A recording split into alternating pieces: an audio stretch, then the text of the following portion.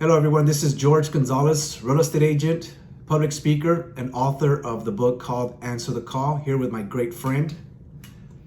I'm Elle, coach and real estate agent. And actually, I'm a relationship coach. She is a relationship coach. This is going to be good. So we actually met a few weeks ago during one of my open houses, and she told me she was a relationship coach. And I told her that I was an author of a book called Answer the Call, and we've had some amazing conversations about relationships, and we're going to share some of those conversations with you today. So basically, what got you into being a relationship coach? Interesting questions. So what happened was I was in a 10-year relationship, and I started noticing that it's not working out. It's not exactly what I want. And I took a 3-day course through Catherine Woodward Thomas. It's called Calling in the One. She wrote 2 books, Calling in the One and Conscious Uncoupling. So I took the class. At the end of the class, I realized, oh my God, I understand what I have done wrong in this relationship. So then I got involved. I took the course, and then I became a Conscious Uncoupling coach. And then after that, a year later, I became a Calling the One coach. So this has been, I think, 3-4 years ago. So now and prior to that, I was a commercial real estate agent, which I still am. Mm-hmm. And I coach people for their relationships. That's amazing. See, this is why we're doing this video, because I've actually learned a thing or two about relationships too, since I've been single for the most part for the last 11 years. So I've actually took a lot of content. I learned from a lot of individuals out there and YouTube and social media, stuff like that. So the conversation that we had they were just amazing conversations. We have a lot of similarities on our past relationships. I also now realize where I went wrong, but I also realize now where it wasn't my fault, where I actually blame myself, because sometimes it's not even us that are the problem or are initiating these things that we are accused of. It's the other person. And some people call them narcissists.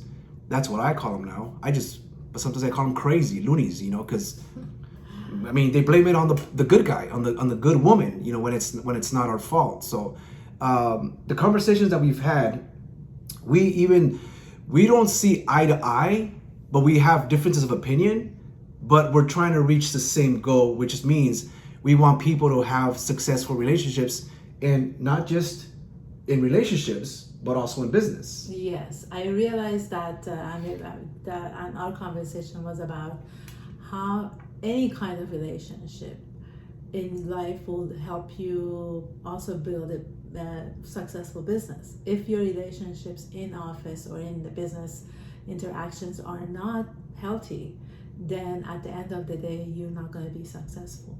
So even if you're at home, you don't have a happy relationship, then you bring it to your office. Or if you're at office, you don't have a healthy relationship, you bring it to home. So my goal is to help my clients to have that balance, that they will know exactly what their needs are, what they're feeling, and be very expressive, communicative to their partner. It can be business partner, it can be exactly love relationship partner, any kind of partnership. And I was saying the same thing, because I would say too that if you are a good husband, a good father, a good brother, that means those things are all connected. You can't have one without the other. So when we had this conversation and she said that, even though we're thinking about it the same way, but we talk about it in different terms, but it's the same thing. A relationship, if you lack a relationship expertise in a certain area, you're gonna lack it in the other area too. And this is what we're talking about. So we have to make sure that our relationships are solid in business and personal. If one of them is messed up, that means the other one is lagging behind it too.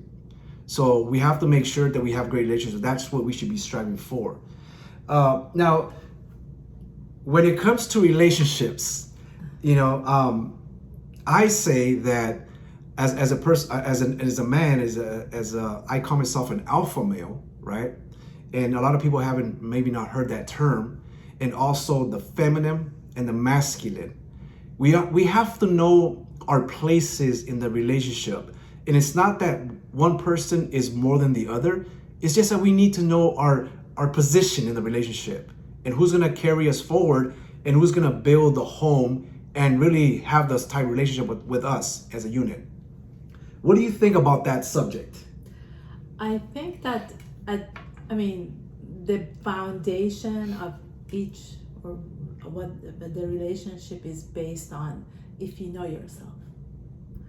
So, as an example, in that relationship, I really didn't know myself to the extent of knowing, okay, this is what I want, this is how I feel, and these are my needs. Yeah. And the second part was when I didn't know about it, then I couldn't even communicate it to my partner. Yeah. And it can be the business. I had successful businesses in the past, and they all went up and down, and it's all because of not being able to communicate my needs and the feelings. Yeah. So. And to me, I've had the same problem myself, is that because I'm such a giver, I assumed that my partners, my friendships knew, because I gave so much, that they should give back in return. But I thought they would understand and catch on. Okay, well, if George is giving me so much, maybe I should give him too. But they didn't. But sometimes we think about it's like, well, you expected too much. No, I gave a lot and I didn't even give a fraction back in return. And that's when the relationships, for me, they start to break apart. And when I no longer tolerate it, I just cut people off. I'm really cutthroat. Which it could be a good thing because you protect yourself, but it's a bad thing because, first of all, you never communicated it, and you never even gave them a chance to fix it. Exactly. If they were willing to fix it. So that's something that I've learned too. And having these conversations, it's more obvious now that there has to be a lot of communication. I thought I was communicating to them by my actions, when in reality we have to verbally communicate them as well too. Yeah, that's the key. I mean, if you don't communicate and they have to take a chance of exactly what even if the actions are, I don't know, if you bring him a glass of water or whatever, you do this gesture, but at the end of the day, you're not saying, you did this and it just made me a little bit unhappy. Or if we do this, maybe it will be beneficial for both of us. What do you think? Yeah. And then have that conversation and see where it goes. A lot of times what happens when you have that conversation, you'd be surprised that the other person was also looking to see how they can, express what their needs are, because there was a block there from both sides. Yeah, see, so it's those blockages, and sometimes we call them childhood traumas or relationship traumas, and people don't want to say the word trauma because it's like I'm broken or there's something wrong with me. But in reality, we're just being conscious that there is a problem and we have to address something. And sometimes by communicating, we can heal a lot of the things. Like, I've never shared this out in the open, but I actually cut off the person that I thought was like the love of my life. I gave so much, I didn't get in return, and I felt that this person really didn't understand or grasp what she had.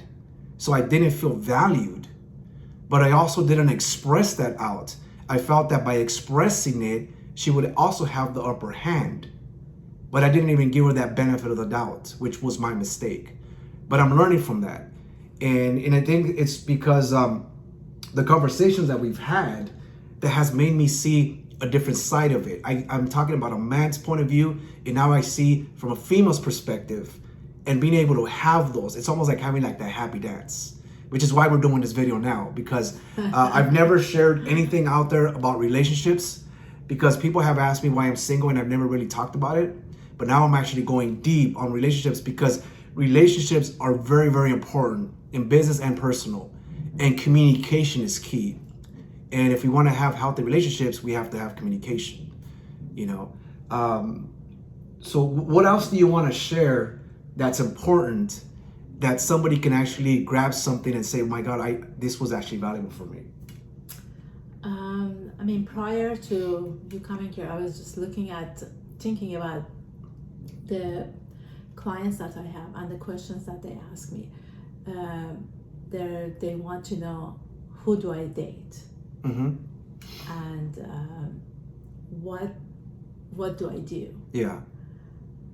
So I put together a 2-page question that you ask yourself. It's based on Calling the One by Catherine Woodward Thomas.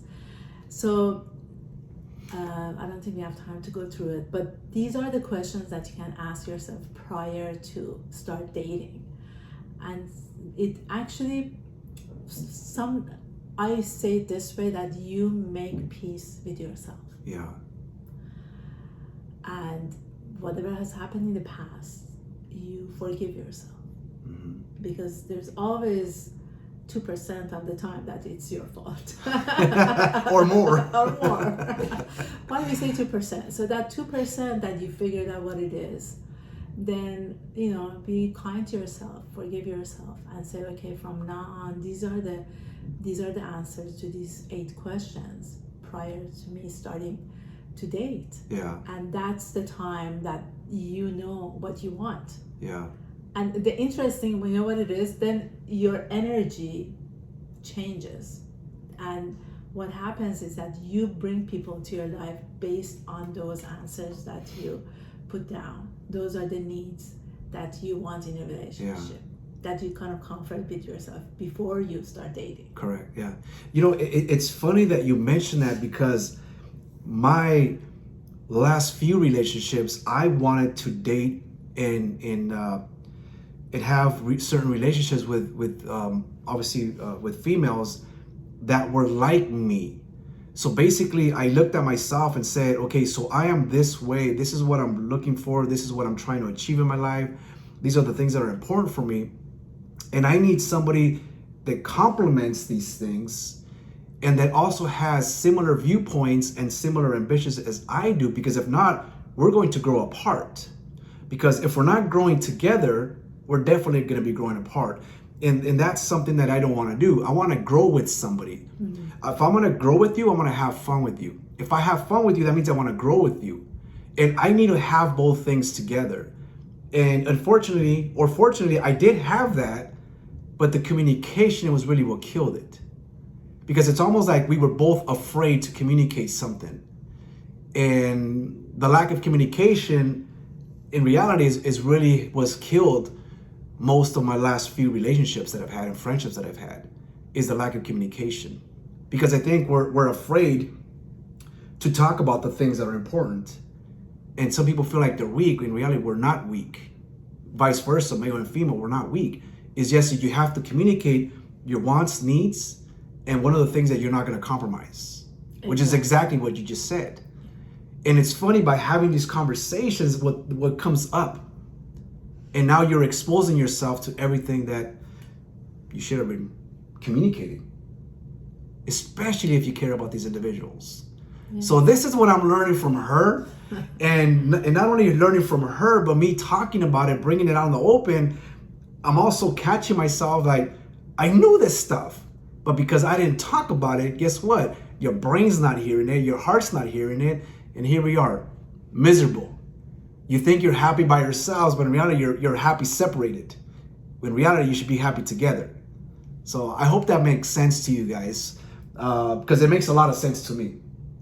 And I'm actually enjoying having this conversation. The last person, or the last couple of clients that you've had, what has, other than who should they date, what has been some other things that they were dealing with that kind of stood out to you? Recently, I have had a few younger generation in their 20s Wow. And the interesting part was that one of them was talking about how the interaction between him and the woman was mostly on text, and he doesn't like that because of this, and he was kind of what we just said. I mean, it's the same thing. It doesn't matter if you're 20 or if you're 70. So he was saying that I said, did you tell her that you will rather meet her for coffee or have lunch or dinner or something, or go for a walk than texting all the time? And he said no. And I said, so he didn't communicate it. No, he did not. So, and one thing is because they're afraid. The fear that to get rejected from somebody that you like. But then at the end of the day, let's say 5 months, 6 months, a year, 2 weeks pass, and you still don't have that interaction that is ideal for you, that makes you connect with that person. So it's best to, if the other person is not in the same I guess connection wise that you want, then it's best not to have that relationship.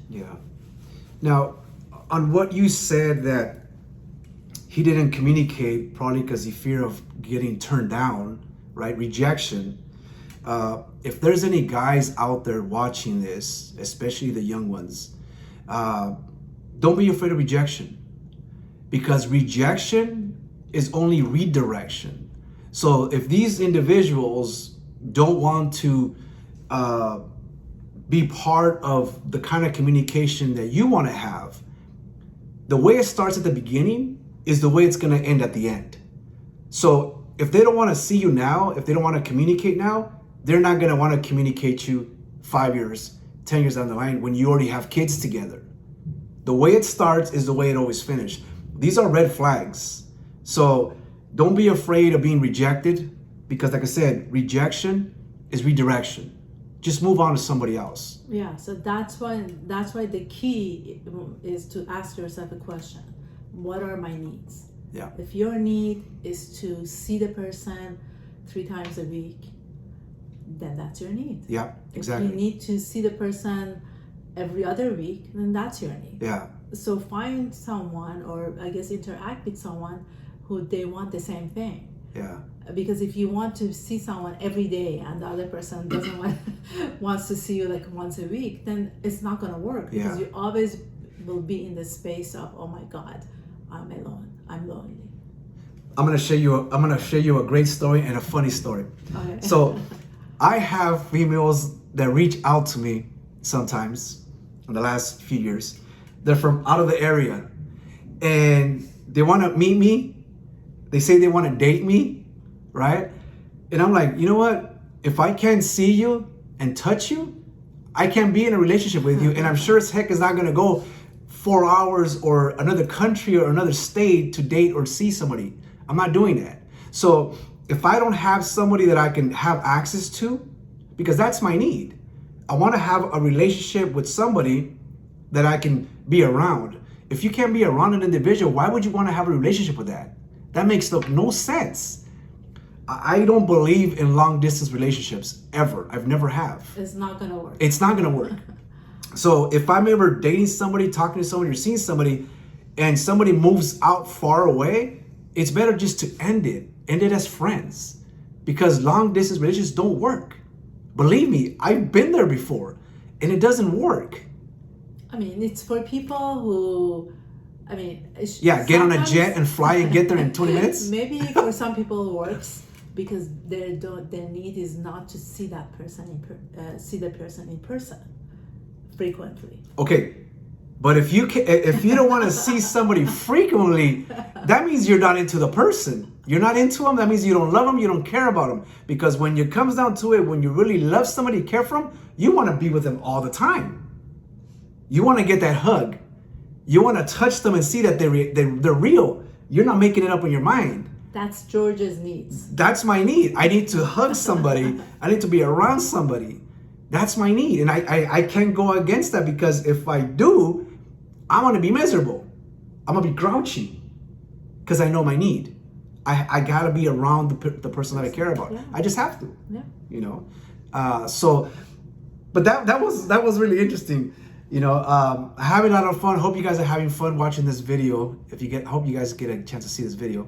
We're gonna do some more, maybe. Oh, we're gonna do a lot more videos because relationships are a very juicy subject. And I'll be honest, a lot of you guys out there and girls are dating the wrong person.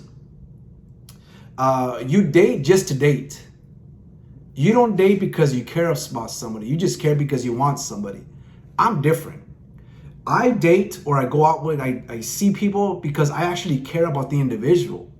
I want to grow with the individual. I see a future with the individual. I don't want to waste time.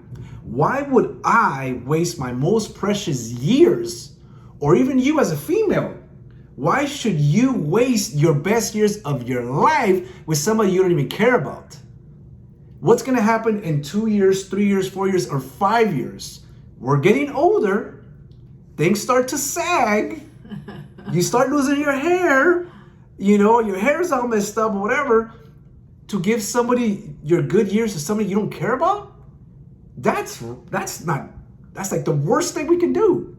And the reason I say this and the reason I bring it up is because I know people, you know, that are in that position, and I'm like, wow, you gave away your best years of your life to someone that never deserved you in the first place. And here they are single again. And that's not, I mean, I understand that if you didn't catch it and grasp it, that's one thing. Yeah. But when you're exposed to all these things and you choose to still be with the individual and give your best years. But George, you know what? Unfortunately, when people, including myself, when you're in that relationship, there are some aspects that you don't want to lose the person, you don't want to be alone. There is a lot of reasons that you stay in that space. The only way to be conscious, to understand from the beginning what your needs are, and you communicate it and see. I mean, even that, I don't know, 5 times you go out, you can tell the person, you know, I like to see you 3 times a week. Yeah. I would like to, I don't know, live in this area. There's stuff that you like, and this is like, these are there's no compromise about it. Then you just say it at the beginning. Yeah. And just don't waste any of your time, because you know what you want. And that being said, for the young people that are watching this right now, because I know it's going to be a lot of people watching that's really young, be careful who you commit yourself and then have children with, because you may be having children with the wrong individual, and that's going to carry on into your children. So don't just think about yourself and your own personal needs. Think about, do I really want to have a child with this individual, and are these the characteristics that I want my own child to have, whether if it's a boy or a girl? Because there's a lot of damaged and traumatized children that become adults that we end up dating that are so messed up that we have to turn away because they don't fit our needs. Now they're going to be miserable and lonely for a long time because it's going to be hard for them to find their match, right? Because they're going to see past the good woman. They're going to see past the good man. And you're going to end up with something worse that they even gave birth to them. I know that's a subject that a lot of people don't want to talk about, but it has to be said. We'll talk about it sometime. This is going to be for another video. But thank you so much for watching this video. It's been very fun for me. I hope I didn't aggravate you too much, because I knew it was going to get a little heated. But thank you for watching. Is there a final thought that you want to say before we end this video now? Just don't dwell on the past. Make sure that I'm guilty of that. That you bring yourself out of that space. I know sometimes it's hard. Yeah. I understand. But the key is to look at today. Yeah. And the future that the healthy, loving future that you can build for yourself. I'd be happy to send anybody who's interested the 2 pages. And I also, should I say, I offer the 30-minute. Absolutely. This is why we're here. We want to make a difference, you know. I offer a 30-minute complimentary Zoom call. If you have any questions, be happy to. And if you're looking to get inspired, motivated, like I said, I am the author of a book called Answer the Call. Answer the Call is about finding your gifts, your talents, and your life's purpose.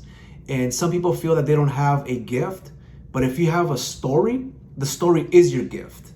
Okay? So if you guys need any help, any kind of mentoring or coaching, or have questions, just reach out. Whether you see this video on her account or see this video on my account, the information is going to be below this video. So we'll see you guys on the next video. Thank you.